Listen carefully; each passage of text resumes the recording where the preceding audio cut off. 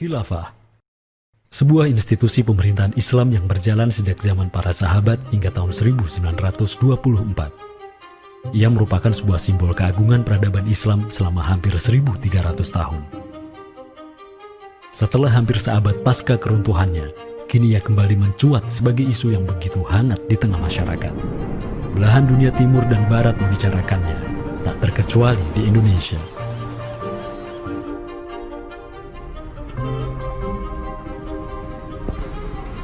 Perdebatan tentang khilafah tak terhindarkan. Apakah ia pantas diterima atau tidak di zaman modern saat ini? Kita tahu khilafah atau kehilafahan Islam itu di Nusantara bukan hal yang baru. Ya, sudah ada hubungan relasi antara kesultanan-kesultanan dan kerajaan Islam Nusantara dengan kehilafahan di Turki Utsmani atau wilayah Arab secara keseluruhan itu sejak abad ke-7.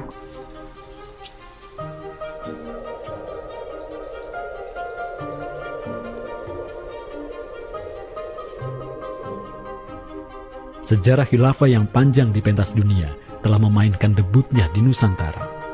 Islam yang diemban para punggawanya telah menjadikan Nusantara jaya dan menjadi sumber utama perlawanan terhadap para penjajah. Inilah kisah tentang Nusantara dan jalinannya dengan sang negara adidaya. Inilah kisah tentang khilafah yang menjadikan rakyat Nusantara sebagai satu umat dengan Muslim sedunia. Inilah kisah tentang jejak khilafah di Nusantara.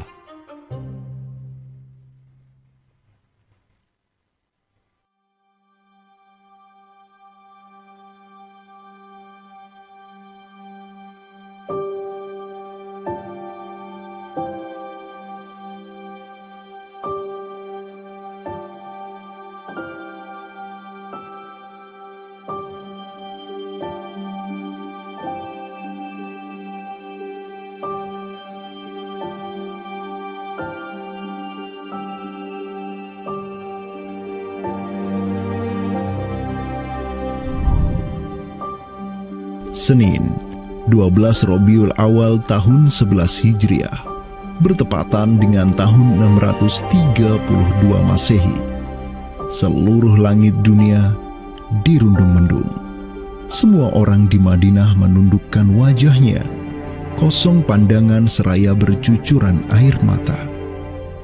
Di pagi itu, kabar duka menyeruak ke seluruh negeri. Rasulullah Sallallahu Alaihi Wasallam wafat. Pada saat Rasulullah SAW wafat, Abu Bakar itu berkhutbah. Abu Bakar mengatakan begini, Ya ayuhan nas, inna Muhammadan qad mata. Wala budda lihada dini man yakumu bihi. Kata Abu Bakar begitu. Wahai manusia, sesungguhnya Muhammad sudah wafat. Dan urusan agama ini harus ada yang mengurusnya.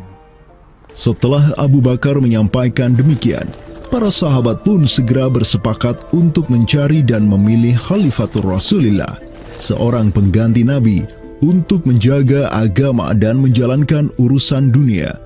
Mereka bahkan lebih menyegerakan urusan ini ketimbang menyegerakan pemakaman jasad Rasulullah SAW yang mulia, menandakan bahwa urusan kepemimpinan untuk kaum muslimin pasca wafatnya Nabi merupakan perkara yang amat mendesak.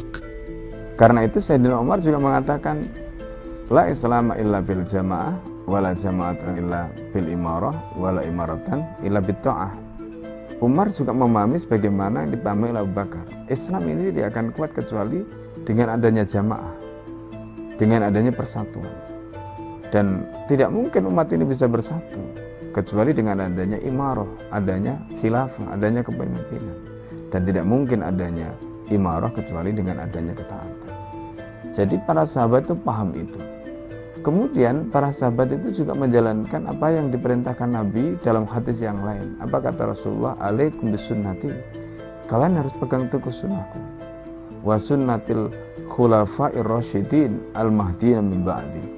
Dan sunnah para khalifah rasyidin al-mahdiyyin min ba'di, mendapatkan petunjuk setelahku.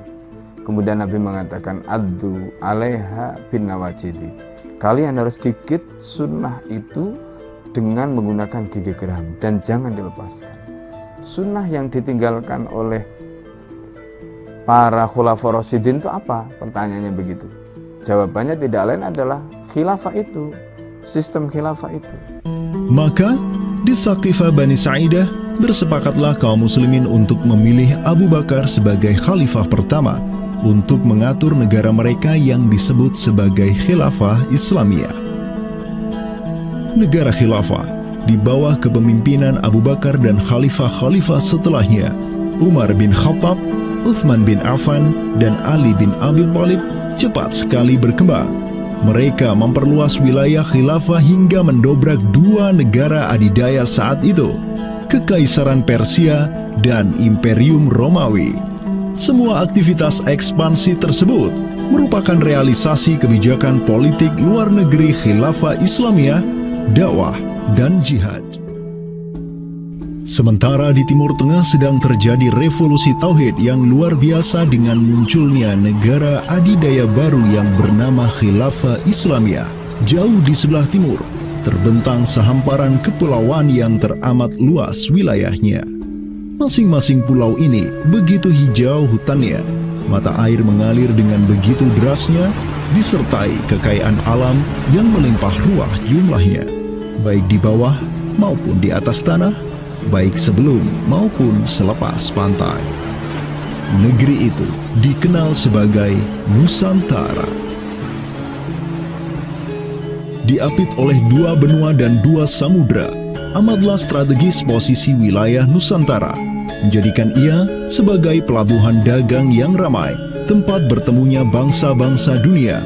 Kala itu, belumlah penduduk di Nusantara mengenal Islam, sementara kehidupan mereka sedang diselimuti oleh kegelapan. Namun, tatkala Islam sedang membara di Timur Tengah, tentu sampailah pengaruhnya ke Nusantara.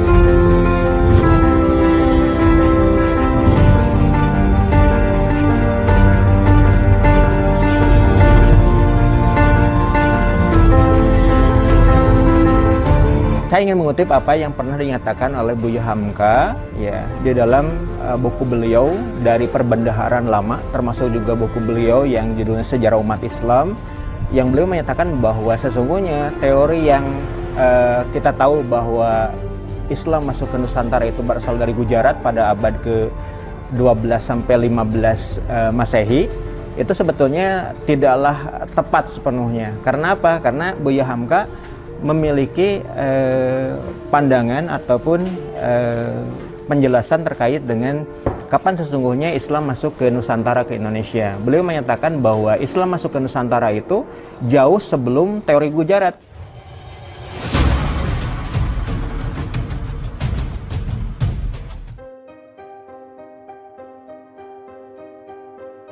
Di bawah pemerintahan Khulafaur Rasyidin yang wilayahnya membentang dari Afrika Utara sampai Persia, perdagangan kaum muslimin berkembang pesat dengan dikuasainya pelabuhan-pelabuhan strategis di Samudra Hindia. Hubungan diplomatik dan komersial pun terjalin dengan sejumlah kerajaan dari India sampai Cina. Sui Tangshu, sebuah kronik kuno dari dinasti Tang di Cina mencatat, telah datang serombongan utusan khilafah ke hadapan penguasa Cina di tahun 651 Masehi, di mana tahun tersebut merupakan masa Khalifah Utsman bin Affan. Hubungan khilafah dengan dunia timur terus berlanjut sampai di mana khilafah beralih ke pemimpinannya di bawah otoritas Bani Umayyah. Apabila hubungan negara khilafah dengan kekaisaran Cina sudah terjalin sejak masa Khulafaur Rasyidin melalui jalur laut, tentulah utusan khilafah akan melalui wilayah Nusantara yang menjadi penghubung antara Timur Tengah dan Asia Timur. Dan di ujung paling barat wilayah Nusantara, terdapat pulau besar yang kala itu dikenal oleh bangsa Arab sebagai Sribuza, pelafalan mereka untuk menyebut kerajaan Sriwijaya. Pelabuhan-pelabuhan di kerajaan Sriwijaya senantiasa menjadi titik transit setiap kapal yang hendak melanjutkan perjalanannya. Tentu, penguasa Sriwijaya akan menyadari keberadaan pelayar-pelayar muslim yang singgah di wilayah kekuasaannya. fakta bahwa kerajaan Maharaja Indravarman di Sriwijaya itu ada komunikasi dengan Daulah Umayyah, mengirim surat 2 kali yang isi suratnya itu dari raja dengan 1000 gajah ya dan sebagainya, yang menunjukkan surat menyurat seabad itu yang menunjukkan ada hubungan kekhilafahan dengan Nusantara. Dan secara historis ya sangat logis ketika itu superpower dunia adalah khilafah.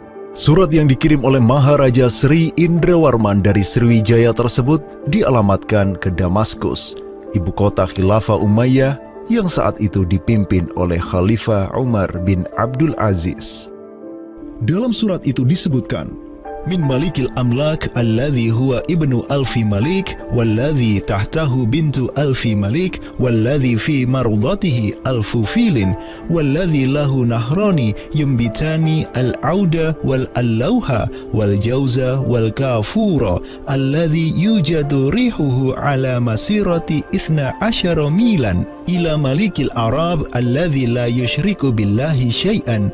Amma ba'du, fa inni qad ba'athtu ilaika bihadiyatin wa ma hiya bihadiyatin walakinnaha tahiyatun wa ahbabtu an tab'atha ilayya rajulan yu'allimunil islama wa yuwaqqifuni ala hududihi wassalam. Maka di bawah kepemimpinan sang Khalifah Umar bin Abdul Aziz, khilafah menyebarkan rahmatan lil alamin ke segala penjuru dunia, termasuk Nusantara.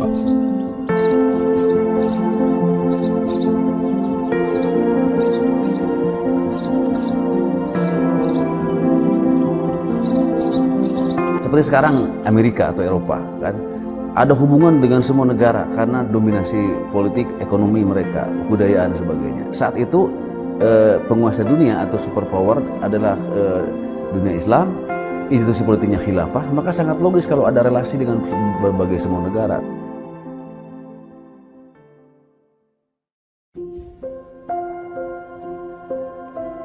Tahun 1258, dari arah timur datanglah segerombolan pasukan yang mengerikan.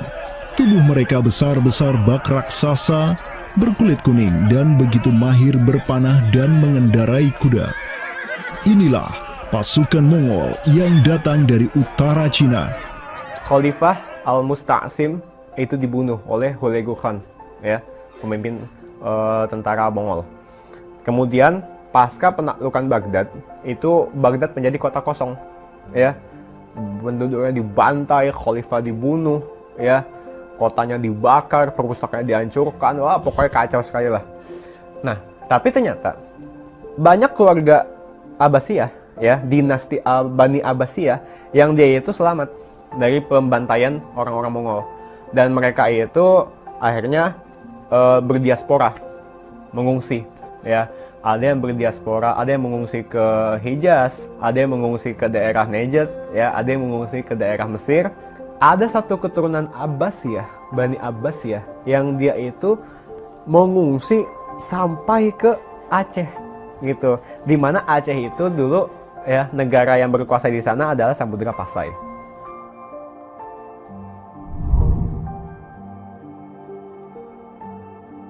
Terdapat 3 orang Bani Abbasiyah yang diketahui dimakamkan di Aceh, yakni yang pertama Sodrul Akabir Abdullah bin Muhammad Al-Abbasi, keturunan Khalifah Al-Mustaunsir Billah. Kedua, istrinya Siti Rahiman binti Malikul Mu'azzam, dan ketiga, anaknya Sodrul Akabir Yusuf bin Abdullah Al-Abbasi. Mereka bertiga dimakamkan di kompleks yang sama. Yang paling monumental, yang paling besar di sini kita lihat adalah seorang tokoh yang memiliki predikat As-Sadr Al-Kabir ataupun pengawal para pembesar yang derajatnya mungkin setingkat dengan Perdana Menteri. Beliau bernama Abdullah bin Muhammad bin Abdul Qadir bin Abdul Aziz bin Al-Mansur Abi Ja'far Al-Abbasi, yang mana genetika beliau yang daripada Al-Mansur ini sendiri yang merupakan kakek buyut daripada Abdullah ini adalah seorang khalifah dari Bani Abbasiyah. Bani Abbas ini yang terkubur di Aceh, ya, Lok Sumawe ini, ayahnya ini, ya, Muhammad bin Abdul Qadir, ternyata dia itu dicatat oleh Ibnu Battuta, ya, dicatat oleh Ibnu Battuta dalam rihlahnya kitab Tuhfatun Nazar, ya. Nah, dia itu ayahnya Abdullah bin Muhammad Sodrul Akabir yang di Pasai itu menjadi gubernur, ya, menjadi gubernur di mana? Di daerah India, gitu, dicatat oleh Ibnu Battuta, gitu, ya. Dan Ibnu Battuta mencatat sultan-sultan di India itu begitu hormat, ya, begitu taat, dan mereka itu memuliakan keturunan Khalifah Abbasiyah ini, ya, keturunan Khalifah Al-Mustansir Billah, begitu. Nah, ini mengindikasikan bahwasanya apa? Sultan-sultan India itu begitu memuliakan, dan mereka itu dalam satu riwayat lain juga membaiat Khalifah Abbasiyah yang ada di Mesir. Sementara sultan-sultan di India, ya, Kesultanan Islam di India itu punya hubungan erat dengan Samudra Pasai, begitu. Nah, di sini kita bisa menduga kuat bahwasanya Samudra Pasai itu juga berbaiat kepada Khalifah Abbasiyah. Samudra Pasai pada masa itu berbaiat kepada dinasti sebelum Utsmaniyah berkuasa, yaitu kita menduga dan meyakini hal tersebut sesuai fakta-fakta yang kita temukan di lapangan bahwa Madinatul Sumatera ataupun Jaziratul Jawi, Samudra Pasai itu berbaiat langsung kepada dinasti Abbasiyah. Sultan Zainal Abidin bin Ahmad bin Malikus Zahir bin Malikus Saleh, penguasa Pasai di masa Sodrul Akabir Abdullah Al-Abbasi hidup, menyatakan baiatnya kepada Khalifah Al-Mutawakkil 'ala Allah di Kairo di awal abad ke-15. Begitu pula sebelumnya, Sultan Muhammad bin Tughluk di Delhi diikuti oleh Sultan Jalaluddin Muhammad dari dinasti Raja Ganesh di Bengali dan penguasa dari dinasti Utsmaniyah di Turki, Sultan Bayazid pertama. Seluruh sultan di dunia Islam menyatakan baiatnya kepada Khilafah Abbasiyah semenjak gelombang badai Mongol berhasil dihentikan oleh pahlawan-pahlawan Mamluk. Pusat Khilafah Abbasiyah kini berpindah ke Kairo, Mesir, dan menjadi magnet kaum muslimin global. Dari pusat khilafah inilah dakwah Islam mulai bangkit kembali dan menggencarkan aktivitasnya dengan mengirim berbagai juru dakwah ke seluruh penjuru alam. Dengan Samudra Pasai yang mendaulatkan dirinya sebagai Darul Islam yang berbaiat kepada khalifah, Samudra Pasai mengemban tugas untuk mengubah seluruh Asia Tenggara dari Darul Kufri menjadi Darul Islam. Sultan Zainal Abidin Ra Ubabdar dibantu oleh putra Sodrul Akabir Abdullah bin Muhammad Al-Abbasi, yakni Yusuf bin Abdullah, yang di pucuk pusaranya tertera nama kakeknya Khalifah Al-Mustansir Billah, banyak menaklukkan wilayah-wilayah yang belum Islam di Sumatera dan Semenanjung Malaya. Seperti Ra Ubabdar. Ra Ubabdar itu berasal dari dua kata, Ra dan Ubabdar, yang mana artinya adalah penguasa gelombang. Ini adalah sebuah predikat yang sangat luas sebenarnya maknanya. Sesuai dengan masa yang ditorehkan pada waktu tersebut, bahwa Sultan Zainal Abidin Ra Ubabdar bin Ahmad bin Muhammad bin Al-Malik Al-Salih ini adalah salah satu masa kegemilangan Samudra Pasai, yang mana kita ketahui setelah masa tersebut yang memimpin Kesultanan Sumatera adalah anak keturunan daripada beliau ini, yang jumlahnya sampai 11 orang sultan. Bergerak dan terus bergerak itu meluaskan dakwah Islamnya sampai ke pulau-pulau. Itu masa Zainal Abidin Ra Ubabdar, terutama penakluk gelombang yang dijuluki beliau itu melebarkan sayap itu sampai ke seluruh Asia Tenggara. Digelarilah Sultan Zainal Abidin Pasai dengan sebutan Ra Ubabdar, bahasa Persia untuk gelar sang penakluk gelombang, karena dengan arungan pasukannya yang luar biasa di atas gelombang laut Nusantara, ia membuka banyak sekali wilayah, seperti Malaka misalnya, di mana di sanalah Sultan Zainal Abidin Ra Ubabdar menempatkan putranya Sultan Mansur sebagai penguasa Darul Islam Malaka. Kesultanan Samudra Pasai banyak pula mengirimkan juru dakwahnya untuk meminta penguasa-penguasa Nusantara lain agar menerima Islam. Salah satu juru dakwah tersebut dikirim ke Jawa Timur, pusat pemerintahan rezim yang mendominasi wilayah Nusantara saat itu, Kerajaan Majapahit.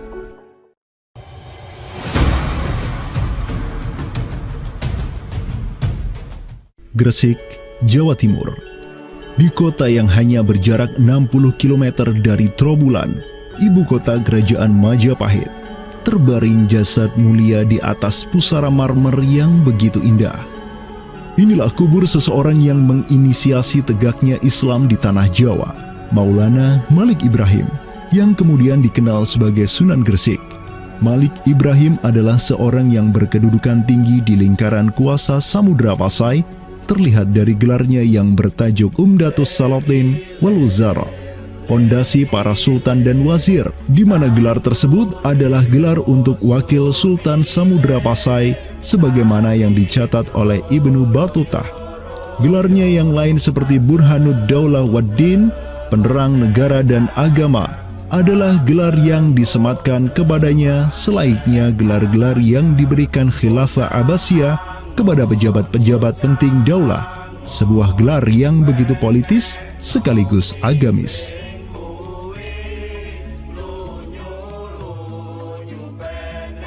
Maulana Malik Ibrahim dikirim oleh Pasai untuk mendakwahkan Islam kepada rakyat dan para penguasa Majapahit. Banyak orang-orang dari kesultanan ini, Kesultanan Samudra Pasai, yang itu berbaiat langsung ke khalifah, itu mengirim orang-orang atau orang-orang Pasai itu banyak bermigrasi ke daerah-daerah lain di Nusantara. Misalkan ya, kalau kita perhatikan makam tertua ya, salah satu makam tertua di Jawa yang sekarang terletak di Gresik, siapa orangnya ya? Pemilik makam ini itu adalah Maulana Malik Ibrahim. Maulana Malik Ibrahim ya, kalau kita perhatikan makamnya yang di Gresik itu sama persis gayanya dengan apa? Dengan makam-makam yang ada di Pasai, begitu.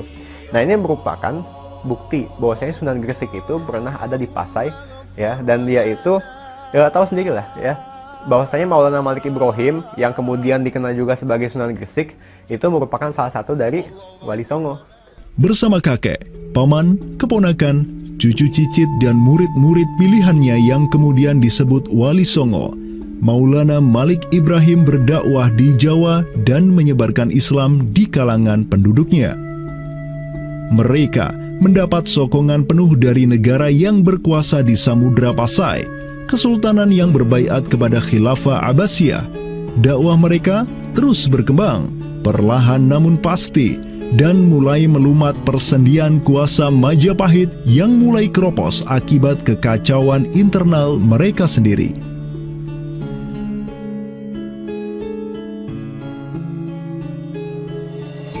Para Wali Songo juga dihormati karena sebagian besar dari mereka menyandang status sebagai keturunan Nabi melalui jalur Husain bin Abi Thalib yang terus turun-temurun kepada Muhammad Sahib Marbal, turun lagi ke Alawi sampai ke Imam Jamaluddin Al-Husaini yang dikenal juga sebagai Syekh Maulana Jumadil Kubra, yang dari dialah para Wali Songo lahir sebagai anak-anaknya.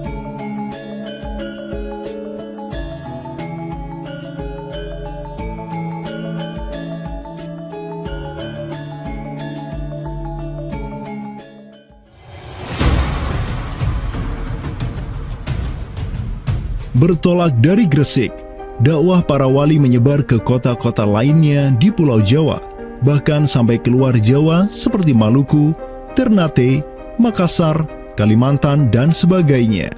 Selain kalangan rakyat, banyak pula pejabat-pejabat Majapahit yang tercerahkan dengan Islam dan sukarela mengucap syahadatain, seperti para adipati Majapahit di Palembang, Cirebon, Semarang, Pekalongan, Jipang sampai Mataram. Tak tanggung-tanggung, di antara mereka yang berislam bahkan merupakan sang putra mahkota Majapahit sendiri, Pangeran Jimbun alias Raden Patah, yang merupakan buah dari pernikahan Raja Brawijaya kelima dengan seorang putri Cina. Ketika dewasa, Raden Patah belajar kepada Sunan Giri di Surabaya, kemudian diangkat menjadi Adipati Demak oleh ayahnya. Kemudian di tahun 1478, Brawijaya kelima digulingkan oleh pesaingnya dari Kediri, Girindra Wardana. Tahta Majapahit yang diduduki oleh musuh ayahnya lantas membuat Raden Patah di Demak beserta seluruh elemen Islam di Jawa pimpinan para Wali Songo bangkit berjihad melawan Girindra Wardana dan penerusnya Patih Udara. Mereka terus berjihad dengan penuh keberanian hingga akhirnya berhasil melumat kekuasaan Majapahit yang dipegang oleh para pemberontak dari pihak Girindra Wardana dan Patih Udara.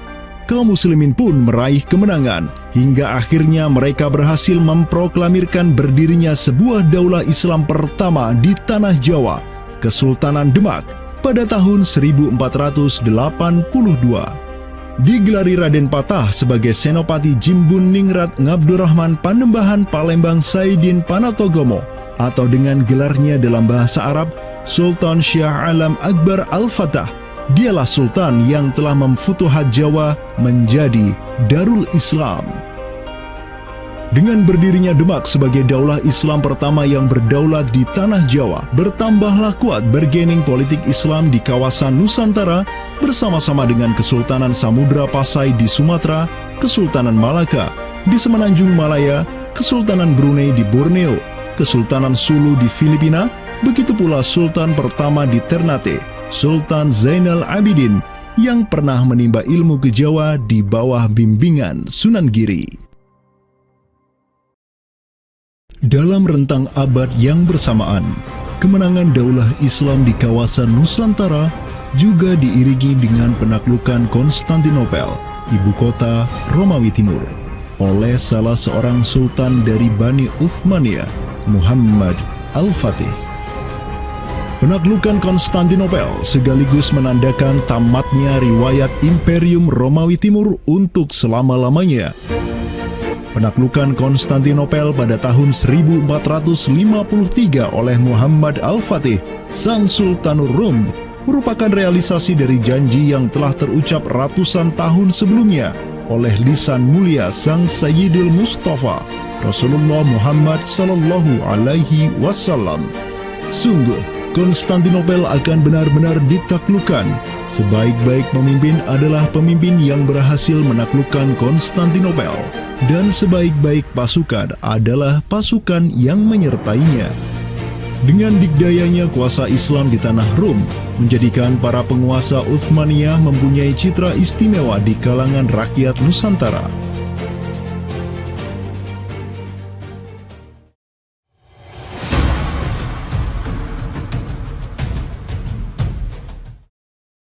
Namun demikian, dikala penaklukan demi penaklukan sedang digencarkan oleh tentara Islam mulai dari Rum sampai ke Nusantara, penaklukan yang sama juga digencarkan oleh tentara Kristen di ujung paling barat dunia Islam, Andalusia.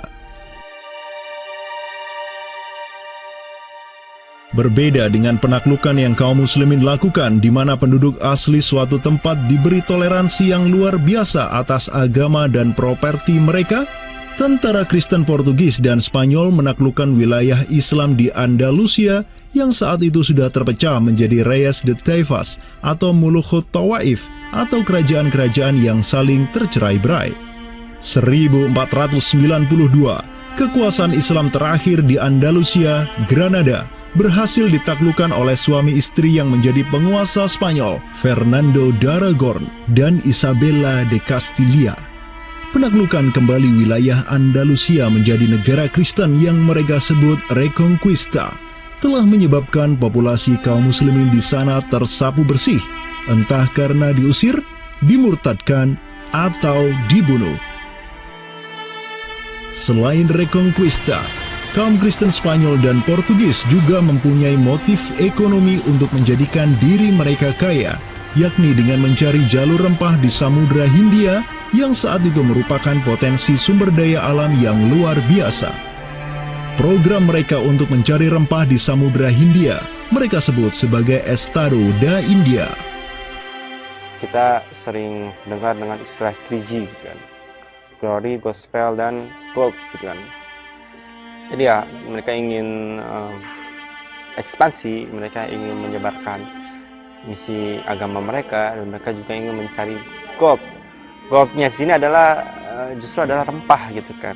Begitulah betapa berharganya rempah pada saat itu, sampai 1 gram pala dihargai dengan 2 gram emas gitu kan.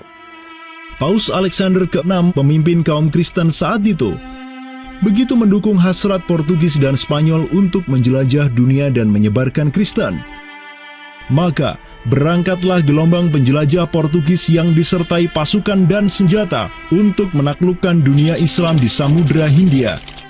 Di bawah pimpinan Alfonso de Albuquerque, armada Portugis berhasil menaklukkan Goa di India pada tahun 1510. Dan setahun kemudian, berhasil sampai ke Malaka, merebut pelabuhan strategis itu dari Sultan Mahmud Syah yang memerintah tempat tersebut. Dengan bercokolnya Portugis di Nusantara, dimulailah babak baru sejarah Islam di kawasan ini.